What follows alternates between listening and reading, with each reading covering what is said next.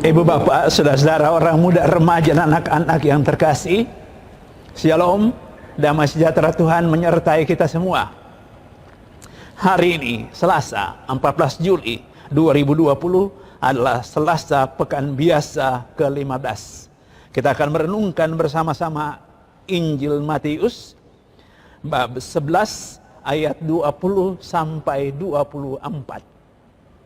Mari kita membuka renungan ini dengan tanda salib. Dalam nama Bapa dan Putra dan Roh Kudus. Amin. Kita siapkan pikiran dan hati kita untuk mendengarkan dan merenungkan firman Tuhan dari Injil Matius bab 11 ayat 20 sampai 24. Sekali peristiwa Yesus mulai mengecam kota-kota yang tidak bertobat, meskipun di sana ia melakukan paling banyak mujizat.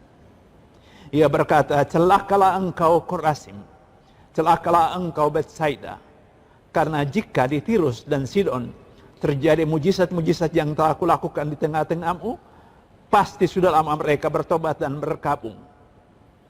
Tetapi aku berkata kepadamu, pada hari penghakiman, tanggungan Tirus dan Sidon akan lebih ringan daripada tanggunganmu.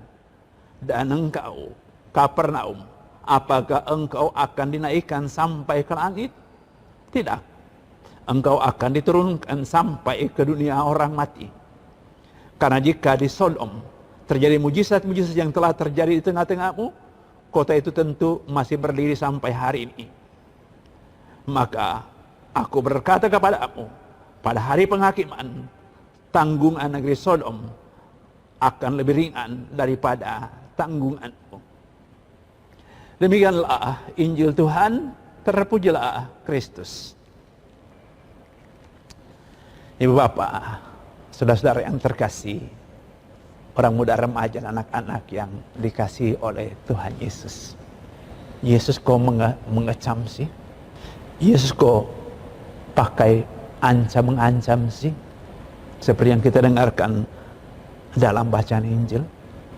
Yesus kok mengancam akan ada hukuman untuk mereka yang tidak bertobat. Sabda Tuhan tadi bisa memberikan kesan bahwa Tuhan tidak mengasihi penduduk-penduduk kota yang tadi disebut. Korazim, Betsaida, Kapernaum. Yesus kok sangat keras sih? Ya, Yesus keras karena apa? Dia mengasihi. Kalau tidak mengasihi, bodoh amat. Ngapain juga ngurus orang-orang yang keras kepala kayak gitu. Tapi Yesus karena peduli kepada penduduk kota itu, dia berbicara atas cara yang keras. Maksud hatinya ialah supaya mereka benar-benar bertobat. Itu adalah tindakan kasih. Dia bukan semata-mata marah karena memang emosi. Tapi dia berbicara keras karena dia mau mereka, penduduk kota itu, selamat. Belas kasihnya begitu besar sampai dia kemudian berbicara atas cara yang seperti itu, supaya didengar, orang tersentuh, lalu membaharui diri. Begitu cara Tuhan mendidik kita. Kadang-kadang lembut, tapi ketika orang tidak juga bertobat membaharui diri, ada cara Tuhan yang keras.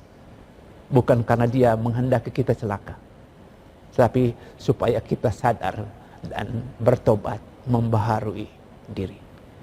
Cara Tuhan mengingatkan kita bahwa itu terjadi atas berbagai cara. Melalui orang lain, melalui peristiwa-peristiwa kehidupan kita. Maka pentinglah punya kepekaan hati untuk menyadari segala peristiwa yang terjadi dalam kehidupan mungkin adalah cara Tuhan untuk mengingatkan kita bahwa kita perlu bertobat, membaharui diri.